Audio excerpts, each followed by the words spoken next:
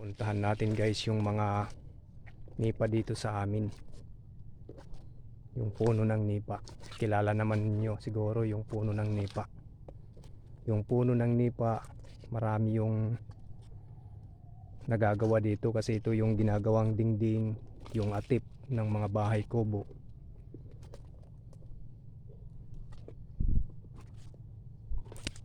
Ito yung nipa dito sa amin, oh.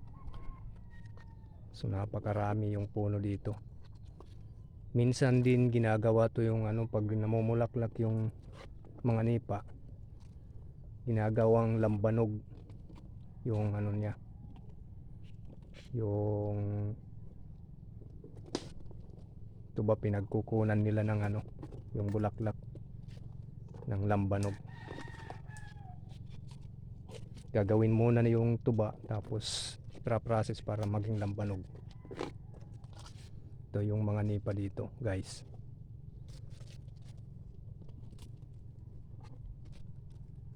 So napakarami. Kinakain din yung bunga nito guys. Pag makahanap kayo, pag nandun na kayo sa sa mangrove at wala kayong makain, pag makakita kayo ng bunga nito, maghanap kayo yung bunga na medyo malambot pa yung yung laman. Yan yung masarap na pagkain.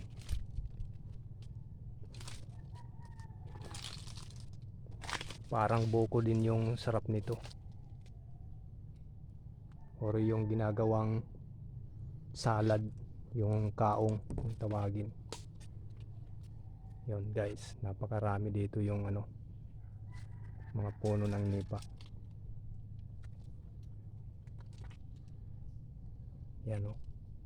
May tumutubo na maliit.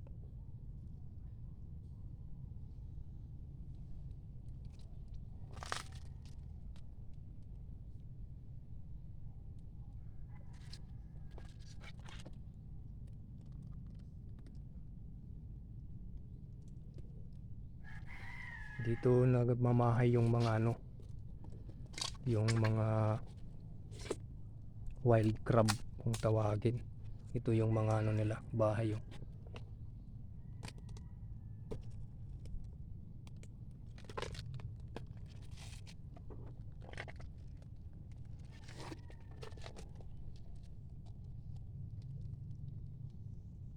Yan, kinakain din yan, oh.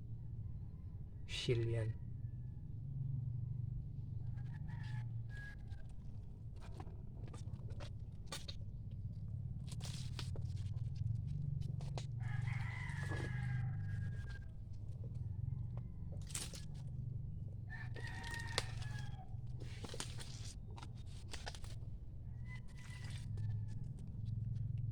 So yung taas niya guys, maabot yan ng 3 metro hanggang 4 na metro yung mga dahon niya. Yan, oh. Matataas.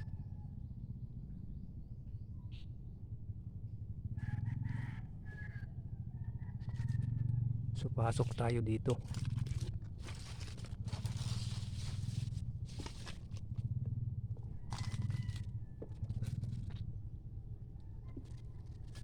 Walang bunga, wala akong nakikitang bunga.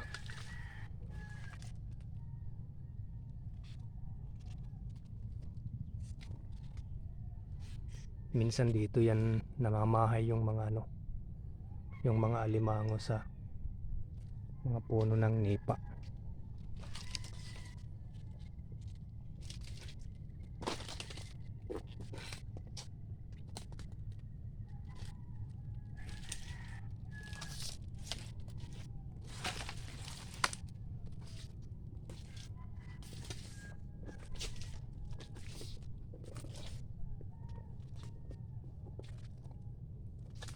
Yan, napakarami.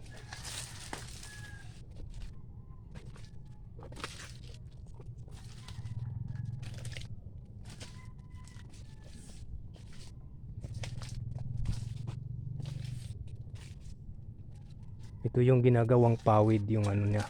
Ito. Yung mga dahon. Ito yung ginagawang pawid. Kapag matured na, ginagawa siyang pawid. pang-atip ng bahay kubo, pang dingding.